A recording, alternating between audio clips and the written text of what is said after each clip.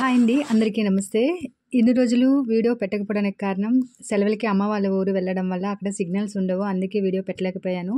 కానీ ఆ సమ్మర్ హాలిడేస్‌లో ఒక గుడ్ న్యూస్ అనేది జరిగింది ఫ్యామిలీలో. అది ఏంటనేది ఇప్పుడు వీడియోలో చెప్తాను. ఒక సామెత అందరికీ తెలిసిందే. కళ్యాణం వచ్చినా కక్కొచ్చినా ఆగదంటారు కదా! అలానే జరిగింది ఇదైతే మాత్రం ఈ సంబంధం. అమ్మాయికి ముందు రోజు సంబంధం వచ్చింది. నెక్స్ట్ డేనే ఎంగేజ్‌మెంట్ అనేది సెటిల్ అయిపోయింది.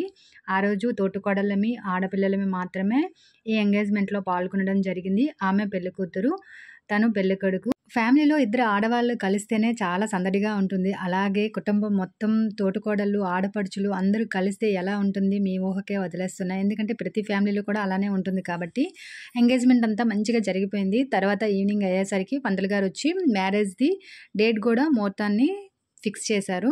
అంతా జరుగుతుంటుండగా అందరూ కొద్దిగా ఈవినింగ్ అయ్యేసరికి కొద్దిగా డల్ అయ్యారు నీరసంగా. కానీ మా అత్తమ్మ అయితే మంచి డాన్స్ అనేది చేసింది. అందరికీ చాలా సరదా అనిపించింది.